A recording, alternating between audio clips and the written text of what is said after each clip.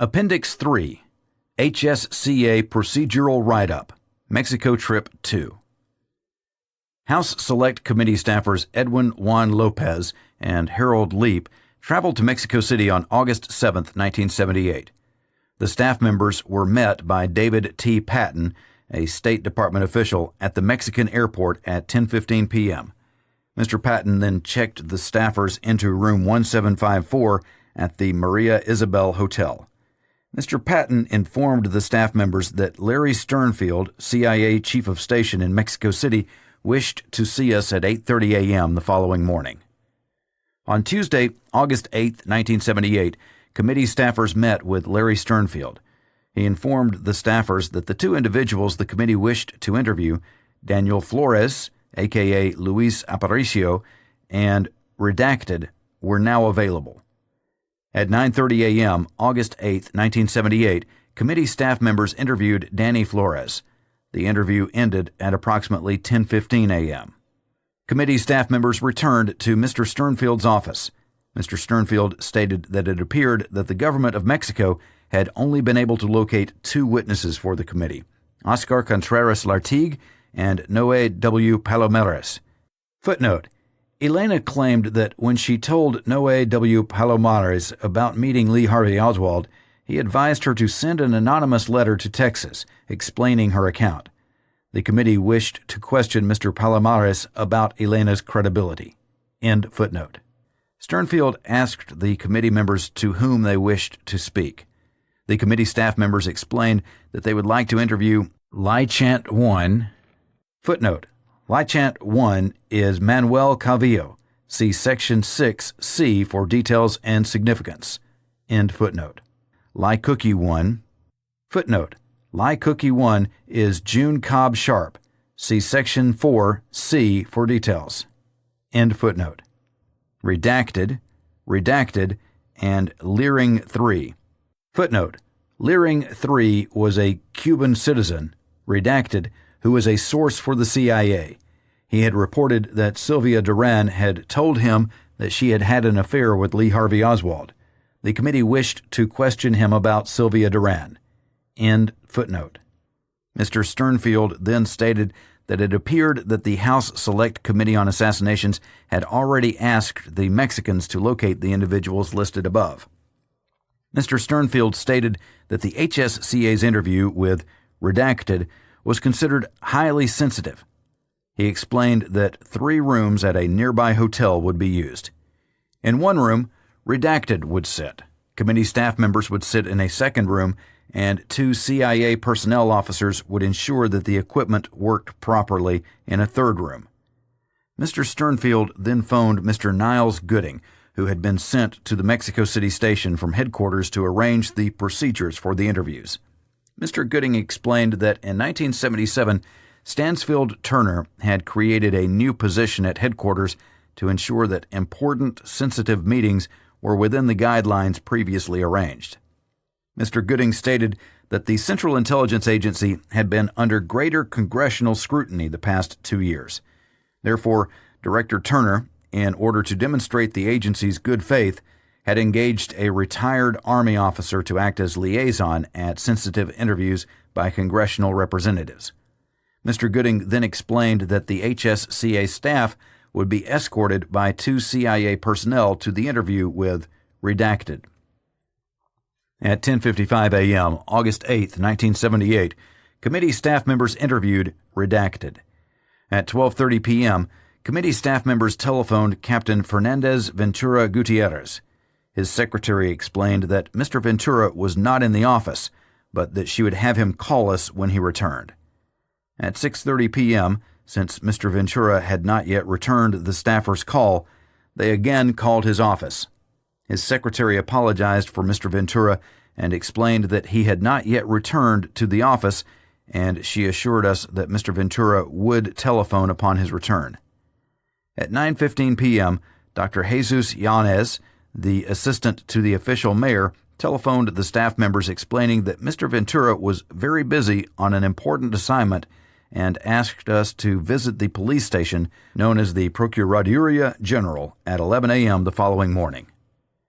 At 10:15 a.m., August 9, 1978, committee staff members met with State Department official Richard Howard to alert him that the committee would request the Mexican officials to make Sylvia Duran available in Washington for an HSCA hearing. Mr. Howard explained that once we had permission from the Mexican government, the State Department would ensure that she was in Washington when necessary. At 11 a.m., August 9, 1978, committee staff members met with Dr. Jesus Yanez and Cipriano Martinez Novoa. Mr. Yanez told committee staff members that Cipriano Martinez Nova, the Mexican agent in charge, would try to aid us in all our interviews. Mr. Martinez then briefed the committee staff members on their up-to-date progress. Oscar Contreras Lartigue had been located and pre-interviewed by Mr. Martinez in Tampico, Mexico. The committee would fly to Tampico on Friday, August 11, 1978 at 7:35 a.m. to interview him. Noe W. Palomares had been located and could be interviewed during the afternoon of Thursday, August 10, 1978 at his office, Cerrada de la Presa 4. His phone number, 595-0891, was made available to the committee. June Cobb Sharp received a tourist permit, number 72781, on June 27, 1947. She entered Mexico through Nuevo Laredo, Texas. She requested but was denied permission by the Mexican government to represent the magazine Modern Mexico. On June 21, 1948, she received a courtesy permit, number 25556. She disappeared in 1954 and never returned to Mexico. The committee staffers did not tell the Mexicans that the House Select Committee on Assassinations had evidence from a review of June Cobb's 201 file that she was in Mexico in the 60s. Eunice Odio Infante, a Costa Rican, received a 3-month tourist permit from the Mexican government on February 9, 1964. She remained in Mexico, illegally residing at Nazas 45A until 1972. She applied to write for the Excelsior magazine on many different occasions, but was rejected every time. In 1972, Ms. Odio married a communist painter, Rudolfo Sanabria Gonzalez, and moved to Ria Neva 16, apartment 40. On May 24, 1972, Ms. Odio was found dead in her bathtub. The official presiding at her autopsy concluded that Ms. Odio had poisoned herself.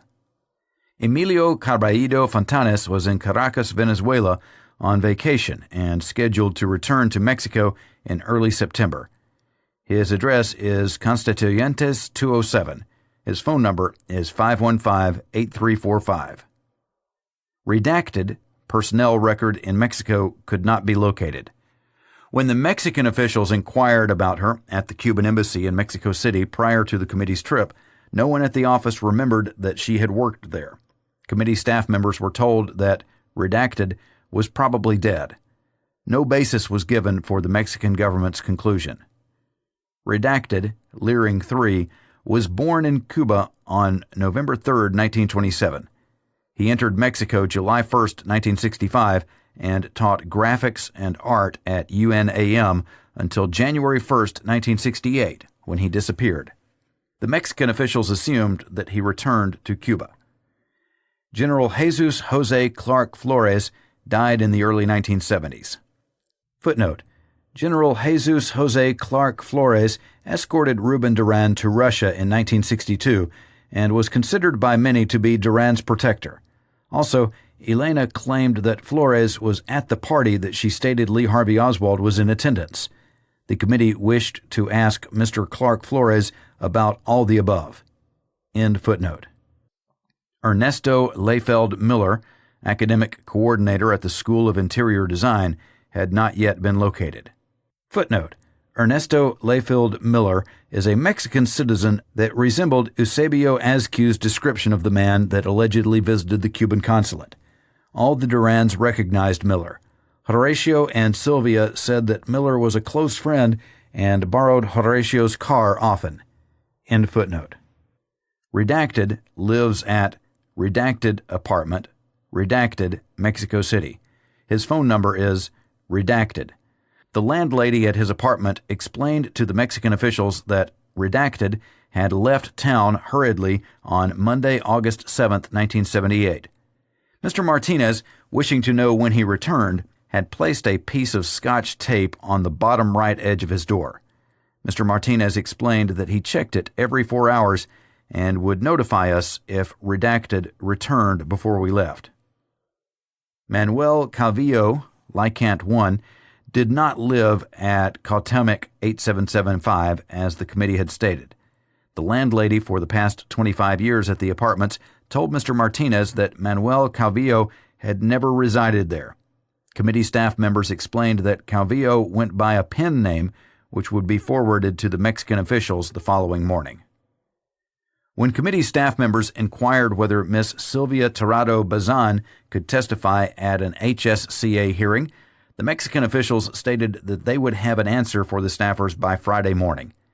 The Mexican officials explained that they would have to speak to her to ensure that she was willing to travel to Washington. On Thursday, August 10, 1978, at 11 a.m., the committee staff members met with Dr. Jesus Yanez, Agent Cipriano Martinez Novoa, Captain Florentino Ventura Gutierrez, and Attorney General Licenciado. Manuel Calvillo's pen name was given to the Mexicans, who stated that they would check it with the landlady at his alleged apartment building. Committee staffers returned to their hotel room with Agent Cipriano Martinez Novoa after the meeting. Agent Martinez attempted without success to telephone Oscar Contreras Lartigue to inform him of our visit. At 3:30 p.m., Agent Martinez finally reached Mr. Contreras' child, who informed him that Mr. Contreras was not in Tampico.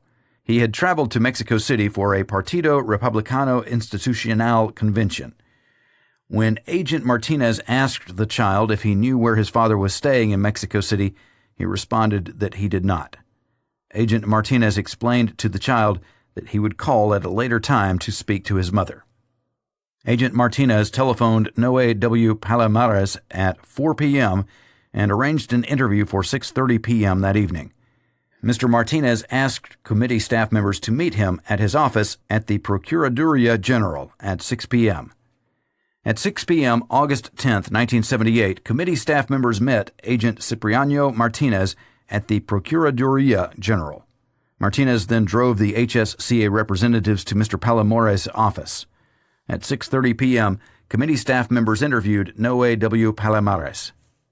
Following the interview, Agent Martinez returned to the Maria Isabel Hotel with committee staff members. He attempted to reach Mrs. Contreras telephonically at Tampico twice without success. At 9:45 p.m., he finally contacted her. Mrs. Contreras told Agent Martinez that Mr. Oscar Contreras had told her that he would try to get a room at either the Hotel Regis or Hotel San Francisco. Mrs. Contreras explained that since there were a few conventions scheduled in Mexico City that weekend, she could not assure that he would be at either hotel. Mrs. Contreras told Agent Martinez that she would notify him if her husband should call. Mr. Martinez called both hotels and inquired whether Oscar Contreras Lartigue was registered. He was not registered at either. They were completely booked up. Mr. Martinez attempted to reach by telephone Sylvia Tirado Bayazan at their home to ask her whether she would be willing to travel to Washington to testify at an HSCA hearing, and to ask if she knew where Mr. Ernesto Layfield Miller could be located. She was not at home, however. Agent Martinez explained that he would attempt to locate Oscar Contreras Lartigue at the hotel where the Partido Republicano Institutional Republican Party, was holding its convention early the following morning, after which he would meet the staff members at 9:30 a.m. at their hotel room. At 9:45 a.m., August 11, 1978, Agent Martinez met committee staffers at their hotel room and explained that he was unable to locate Mr. Contreras Lartigue at the convention. Mr. Martinez then left to check the whereabouts of Mr. Alberto Suoto and Sylvia Tirado Bazan. At 12:30 p.m., August 11, 1978, Agent Martinez returned to the committee staff members' hotel room. He telephoned Mrs. Contreras in Tampico, who stated that her husband had not telephoned her since she had last spoken to Agent Martinez. At 1:50 p.m., another agent, Honorio Escondon telephoned Agent Martinez at the committee staffer's hotel room to inform him that Redacted must be back in town because the scotch tape placed at the base of his entranceway door was no longer in place. At 1:55 p.m., Agent Martinez telephoned Redacted. During the phone conversation, Redacted denied that he had worked at the Cuban embassy in the 60s, stated that he knew nothing about the assassination, and declined the committee staff member's request to interview him. At 2 p.m., August 11, 1978, Agent Martinez telephoned Sylvia Duran. Agent Martinez then gave the telephone to committee staffer Lopez. Mr. Lopez asked Ms. Tirado whether she would be willing to testify sometime in September at a committee hearing in Washington. She answered affirmatively. She stated that September 13th, 14th, and 15th would not be good days because the Mexican Revolution celebration would be taking place, and she was a planner and participant. When Mr. Lopez asked Ms. Tirado if she knew Mr. Ernesto Lefeld Miller's phone number, she stated that she did not, but she stated that if we telephoned her husband Horatio at either 516-0398 or 515-8621, he would be able to help us. At 2:15 p.m., committee staffer Lopez telephoned Horatio Duran, who gave him Ernesto Lefeld Miller's office phone number, 548-4839. At 2:20 p.m., Lopez telephoned Mr. Miller and arranged a meeting for 9 p.m. that evening. At 2:30 p.m., Agent Martinez telephoned Captain Ventura to report on his progress pertaining to his work with the HSCA. When Martinez told Ventura that he had located Redacted, Ventura asked Martinez if he was alone. When Agent Martinez lied and stated that he was alone, Ventura told him that he should under no circumstances allow us to interview Redacted. When Agent Martinez completed his phone call, he said, "I don't understand why nobody wants you to talk to him." At 9 p.m., August 11, 1978, committee staffers interviewed Ernesto Lefeld Miller. At 11:15 a.m., August 12, 1978, committee staffer Lopez called Redacted at his home. When Mr. Lopez identified himself, Redacted immediately stated that he knew nothing. He further stated that he never worked for the Cuban embassy. When Lopez explained to him that employees at the Cuban embassy had stated that he had been employed there, Redacted hung up. Redacted's voice quivered throughout the short talk. At 11:45 a.m., Sylvia Tirado called Lopez and stated that she thought all night about traveling to Washington. She said she had seen a report in the newspapers in which Askew had stated that the man who visited the Cuban consulate in 1963 was not Lee Harvey Oswald. She stated that Askew had only seen Oswald once, while she had seen Oswald at least 3 times. Ms. Duran further stated that if she testified in Washington and the committee concluded that she was lying, she would be crucified when she returned to Mexico. Mr. Lopez reassured her and explained that when he returned to Washington, he would send her a long letter explaining procedures. At 12:05 p.m., Agent Martinez met the committee staff members at the airport. He stated that Contreras and Cabello had not been located. The committee staffers gave Martinez a list of questions to ask Oscar Contreras Lartigue. Agent Martinez stated that he would mail the results of the interview to Lopez at the committee offices in Washington. The committee never received any interview reports from the Mexican government. The committee staff members left Mexico City at 1:55 p.m. and arrived at Washington's Dulles Airport at 10:35 p.m.